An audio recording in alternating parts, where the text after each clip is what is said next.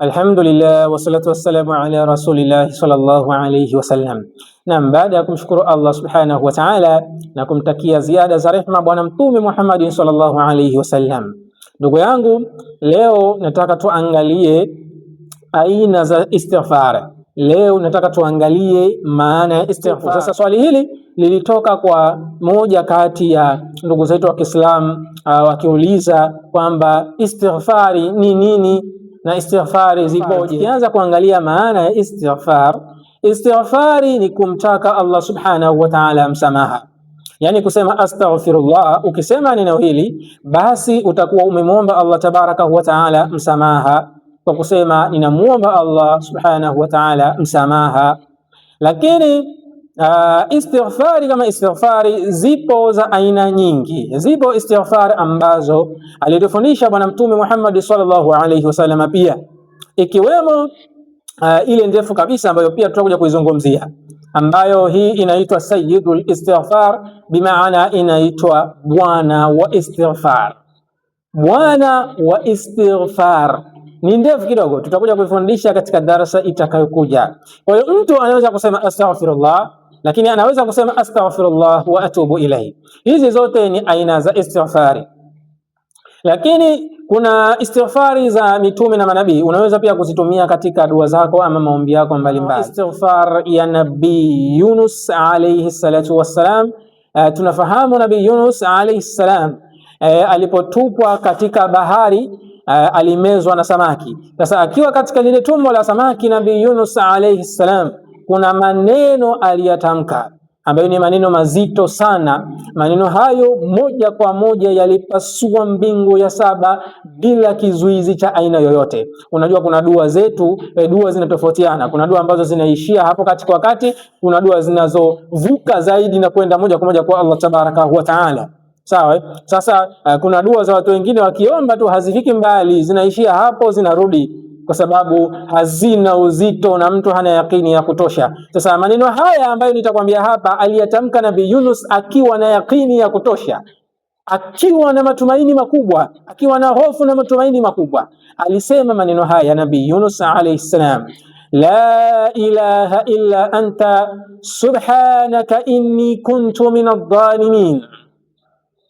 Alisema maneno haya mazito sana, na aliposema maneno haya moja kwa moja Allah subhanahu wa ta'ala alimtoa katika lile tumbo la yule samaki moja kwa moja. Na maneno haya yana maana gani? Nabii Yunus alianza kwanza kumtakasa Allah tabaraka wa ta'ala kwa kusema la ilaha illa anta, hapana mola apasai kuabudiwa kwa haki isipokuwa ni wewe Mwenyezi Mungu. Inni kuntu minadh-dhalimin, hakika yangu mimi Yunus nilikuwa ni miongoni mwa watu wenye kuzidhulumu nafsi zao. Nabii Yunus alijua alikosea, kwa sababu alitoka katika ile sehemu yake alipopelekwa kwa ajili ya kufikisha ujumbe wa Allah tabaraka wa taala. Yeye akatoka bila idhini ya Mwenyezi Mungu subhanahu wa taala.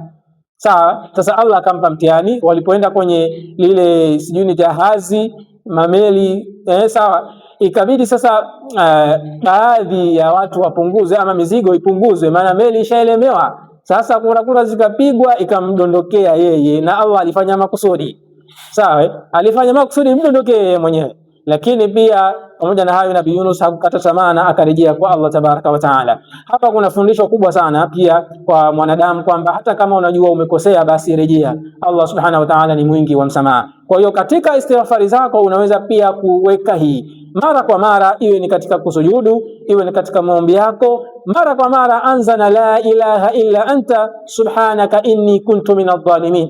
Ni dua nzuri sana, dua nzuri sana, na faida za istighfari ni nyingi mno. Faida za istighfari nyingi mno. Tukiangalia katika suratul Nuh, Nabii Nuh kule alipowaambia watu wake kwamba faqultu astaghfiru rabbakum innahu kana ghaffara yursilis samaa alaykum midrara wa yumdidukum bi amwalin wa banin. Sawa. Sasa Nabii Yunus aliwaambia kwanza watu wake, mtakeni Mola wenu msamaha. Mkimtaka Mola wenu msamaha atakuleteeni mvua, watoto, mali, vitu vingi. Utakuja kugundua kwamba istighfari, mtu akishikamana na istighfari mara kwa mara atapata vitu vingi kuliko kuomba madua mengi. Yani ile astaghfirullah mara kwa mara, Allah atakusamehe, atakupa vinavyokustahiki na ambavyo hukuviomba vinavyokustahiki, kuliko kunyanyua mikono kumuomba mara kwa mara madua mengi. Sasa istighfari kama istighfari yenyewe ukishikamana nayo, Allah atakupa bora, kilicho bora na cha ziada.